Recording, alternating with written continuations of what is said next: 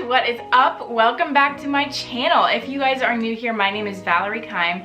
I am a young married Mennonite, and my husband and I just had our first little boy a little over 2 weeks ago, and I can't believe it's been that long.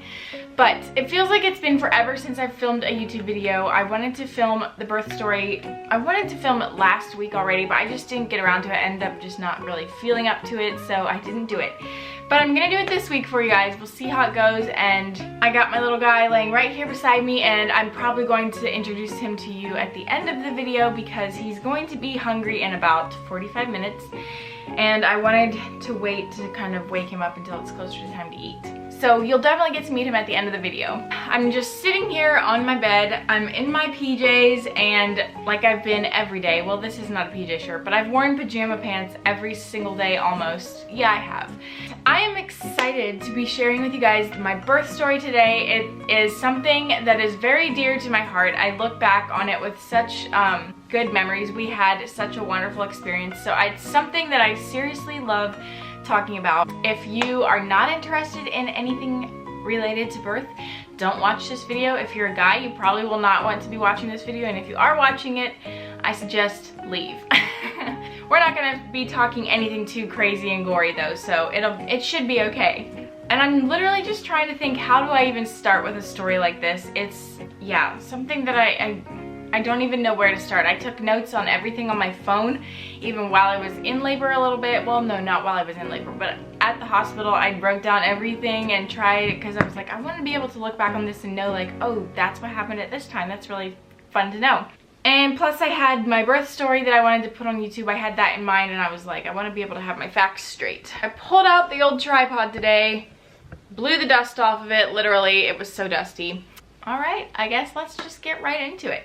So I'm going to back up a little bit. I had stopped posting YouTube videos before I had him, because I was overdue, and I was honestly just getting kind of tired of everybody being like, oh my goodness, you still haven't had the baby. When is the baby coming? And I'm like, well, your guess is as good as mine. I didn't know. So that's kind of part of the reason I stopped filming, and plus I just kind of lost all inspiration. I don't know. But so, okay, I'm gonna start here at 40 weeks. 40 weeks, I had an appointment on my due date, which was on the 8th of November.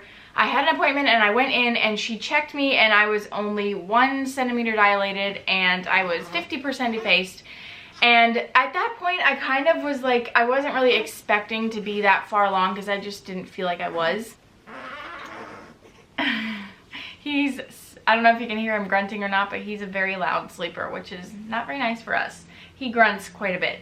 But anyway, so yeah, 1 centimeter, and to be perfectly honest, I was a little bit relieved, because at that point I was still just like, I was scared of going into labor kind of, and I was just kind of scared of the whole thing a little bit still, and I was a little bit relieved that I wasn't like too far. I was okay, definitely okay with just being 1 centimeter. But then every single day that went by literally just passed so slowly.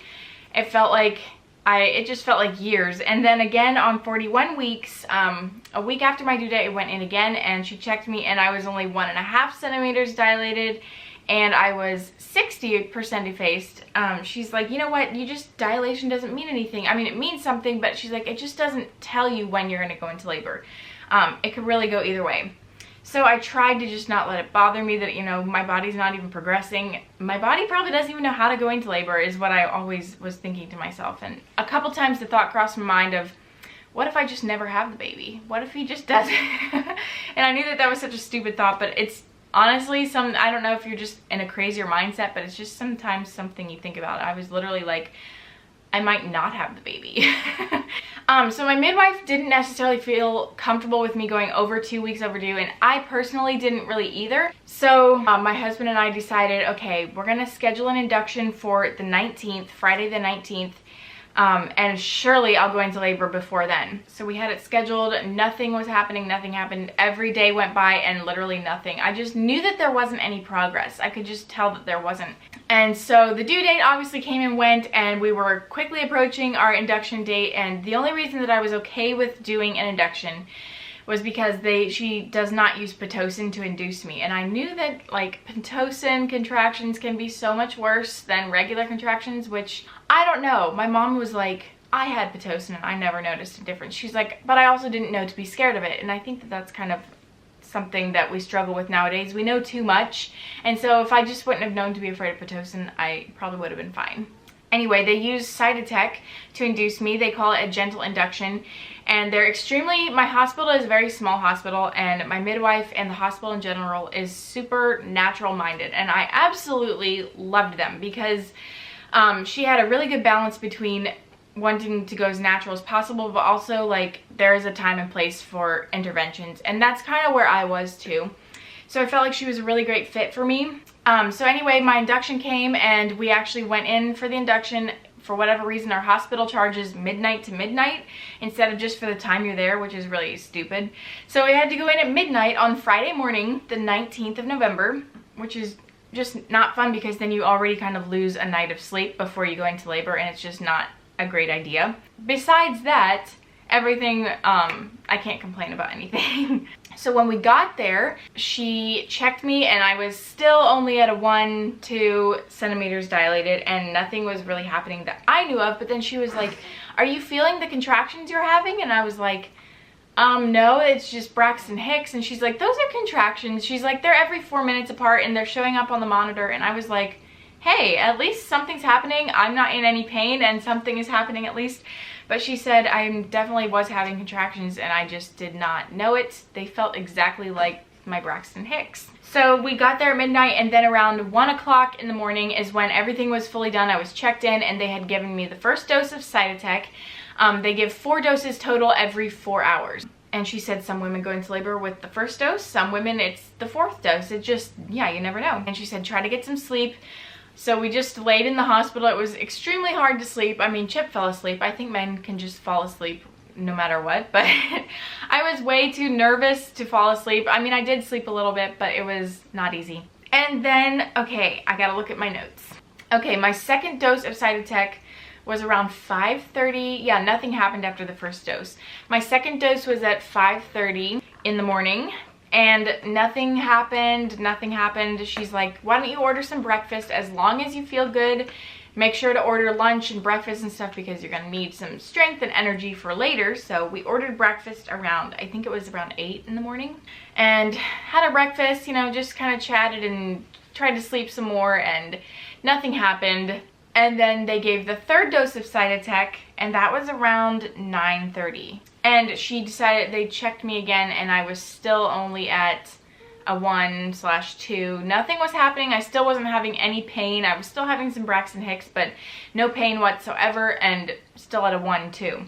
But then after the third dose of Cytotec, I started to feel a little bit more crampy, but it was literally nothing that I would rate. Like, I would not rate the pain at all because it was just so mild. And then after the third dose, we ordered lunch. We ate our lunch and I was starting to just kind of feel down a little bit because nothing was happening, and it had been since 12, we had been there I think for 12 hours and nothing had happened. And I mean, I was thankful that I wasn't like, you know, just in pain this entire time with nothing happening.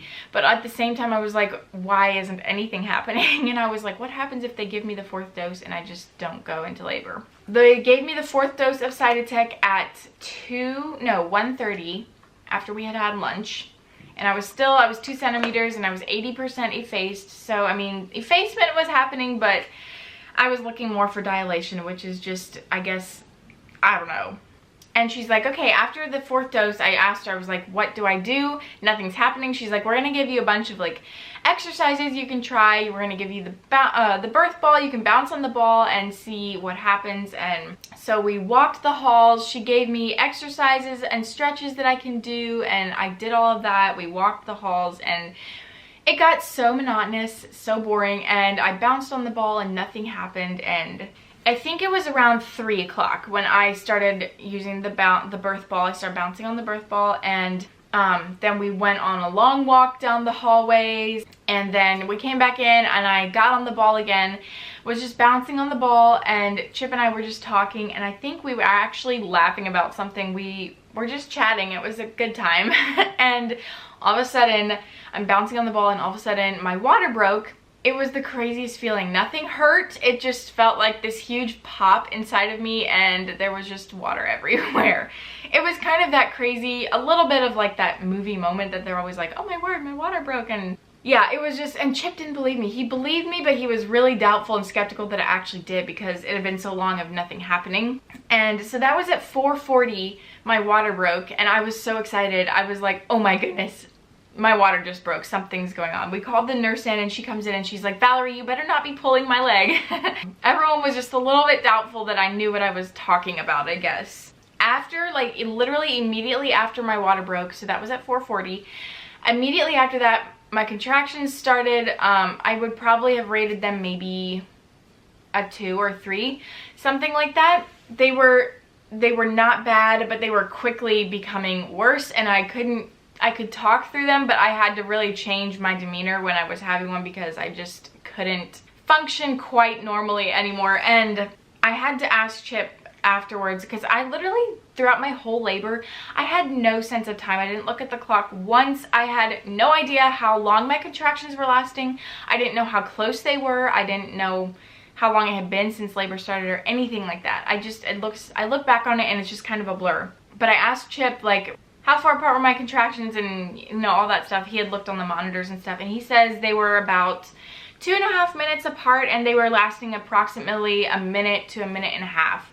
But honestly, it did not feel that long. When I was having a contraction, it just felt like you could feel it starting, and it got to its worst point, and then it went down. And so it just didn't feel like a minute or a minute and a half. I felt like it felt a lot shorter than that, which was nice.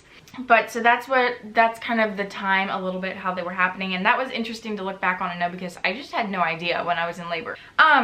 So she told me, the nurse came in and she's like, okay, well, let's try some different positions so we don't want this to, like, you know, stall or anything like that. So she had me go on my hands and knees on the bed, like over the back. I had like a hep lock, I think that's what it's called, in my wrist.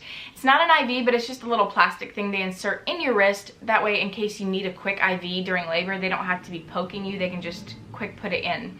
So I had that in my wrist, so I couldn't like really bend my hand to go on my hands and knees. So I had to like be over the back of the bed and like that. And I was like that for a little while, and my contractions started getting way worse when I was like that. And funny thing is, we had ordered supper right before my water broke because nothing was happening. And I was in the middle of a contraction, and this little lady comes in and she's like bringing you this little cart of food, and she was like, Valerie Keim, and I like could not talk to her. And Chip was just like, oh yeah, you can just leave it there or whatever. And so I think she felt kind of awkward being in the room. Looking back, I was like, why was she so awkward? I'm sure she's seen that before. So I was on my hands and knees for a while, and they started getting a lot worse. And then the nurse said, why don't we try the jacuzzi? My room had a jacuzzi tub, and it was so nice. It had jets and everything. So I got in the tub, and literally my midwife says the tub is like the epidural, a midwife's epidural. And she was not wrong. I got in, it was so relaxing. It helped so much. Okay, my battery died, so I had to change that real quick. But what I was saying was, yeah, I turned the jets on. I used the jets for a little bit in the tub for a little while, I guess.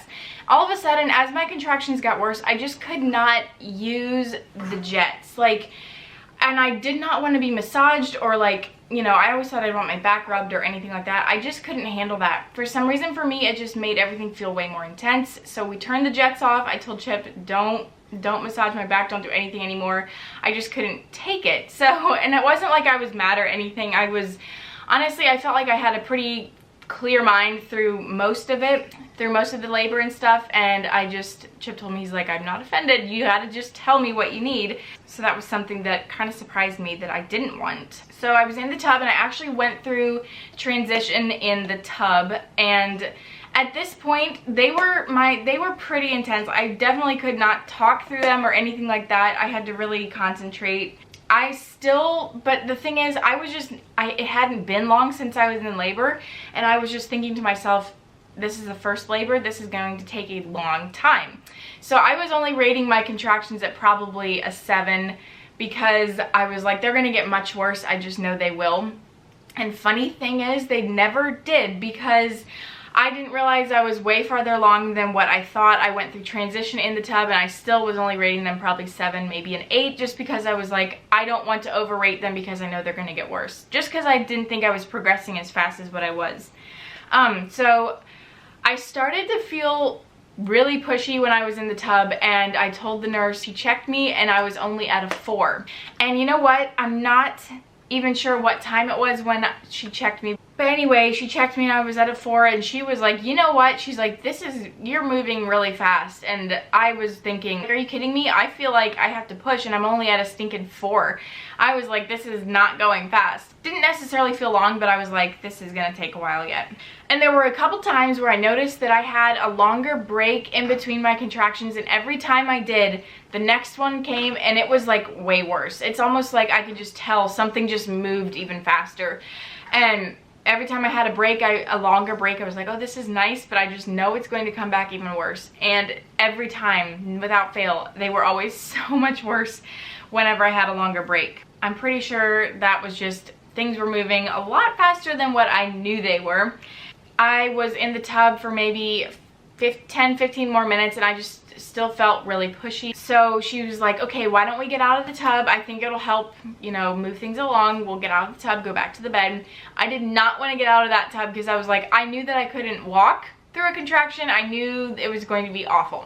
So, but I got out, she's like, come on, we gotta hurry. You don't have a lot of time in between these. But when I got back to the bed, she checked me and I was complete. She's like, oh my goodness, I went from a 4 to a 10 in, I don't know how long it was, but it was not long at all. Like, I wasn't even a half an hour. The stupid thing is that I just hated, my midwife wasn't there yet. It was the nurses that I was with, and so I had to wait to push until my midwife got there, which granted, she only lived like 3 minutes away, but I had to wait for about 5 minutes before she got there. I didn't really wait. I pushed still, and the nurse was like, she had me do a practice push, and Chip told me later, he was like, when you did the practice push, her eyes got so wide because she's like, if you would have kept doing that, you would have had a baby before Crystal even got there. Crystal is my midwife. Okay, where am I at? So Crystal got there and I heard her voice, and I just remember thinking, please tell me that's Crystal because this is terrible. But I ended up only pushing for 10 minutes and he was out. Yeah, pushing was a little bit crazy. I feel like up until then I had a pretty clear mind. That was one thing that I was really praying for this birth, was that God would just give me a clear mind so I could focus and so I could do this unmedicated. But yeah, I had a pretty clear mind up until pushing. Pushing was just a little bit crazy. I wish I would have done a little bit more research on how to like try to stay I guess relaxed. I didn't feel relaxed, but yeah, I'm not sure how it looked to the others that were there, so anyway, so yeah, like I said, it was only 10 minutes that I pushed and he was out. He was born at 7:54 and my water had broke at 4:40 and he was born at 7:54, so it was just a tiny bit over 3 hours from pretty much the start of my labor. My labor didn't really start until my water broke because I wasn't in any pain whatsoever. So start of labor to the end was only about 3 hours.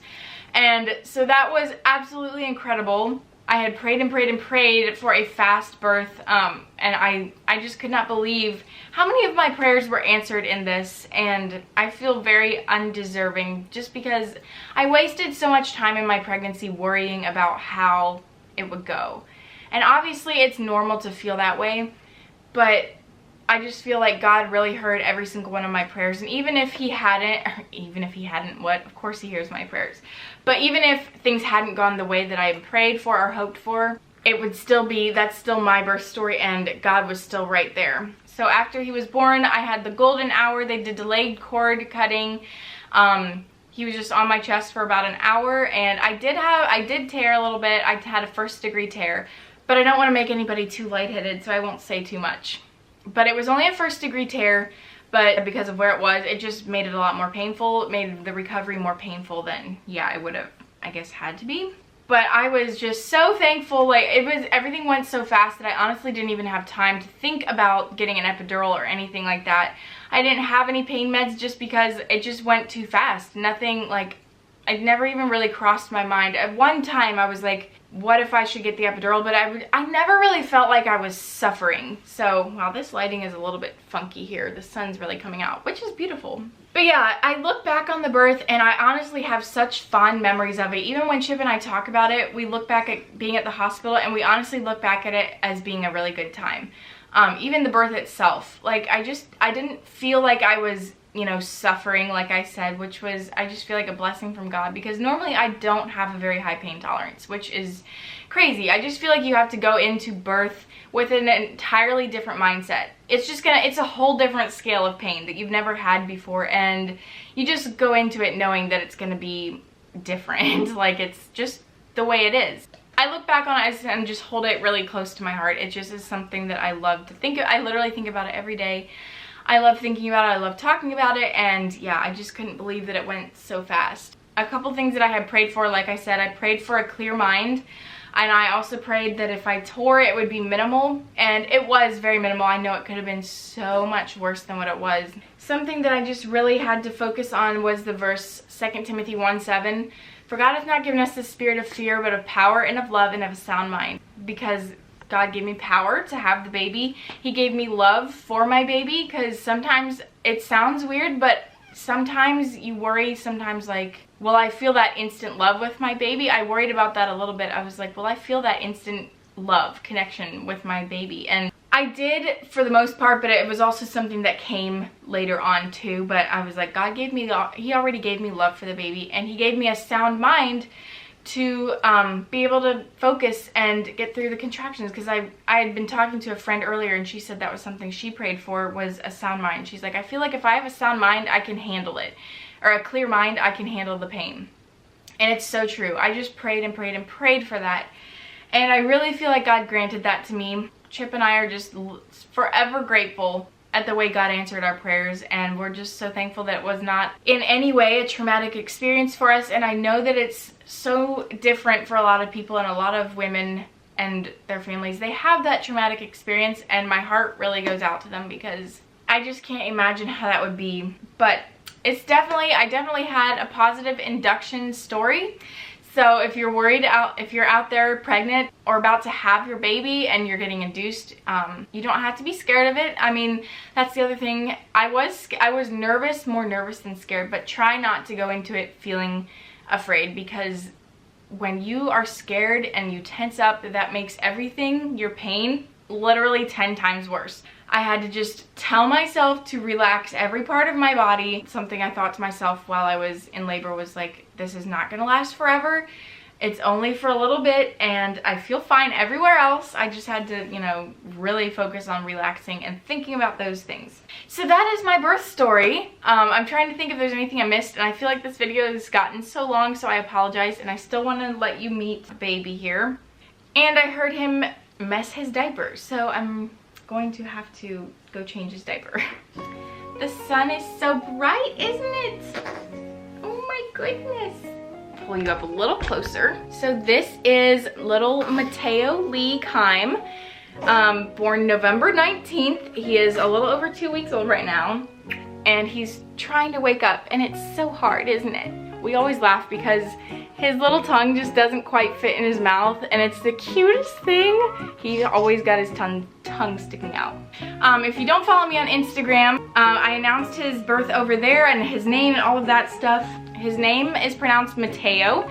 It means God's gift, and just after everything that happened when we were pregnant with him, how we thought we had a miscarriage at the beginning, we just really feel like he is, I mean, he's God's gift to us, and we're so thankful. And his middle name is Lee. He's named after Chip's dad. So far, I mean, all of Chip's siblings, their firstborn is named after Chip's dad, and we were very happy to be able to keep that tradition. So Mateo Lee Keim is now in the family. Thank you guys so much for watching this video and holding out to the end. If you're still here, props to you, because this is probably gonna be a longer video. But thank you so much for watching, and if you want to subscribe, go ahead and do that down below. It's totally free. And I'm not gonna be on a very regular posting schedule yet. I'm just gonna be kind of posting as I can, so it won't necessarily be every week, but I did want to get the birth story up for you guys. So I hope you enjoyed, and I hope you have a great rest of your week, and I will see you when I see you. Bye!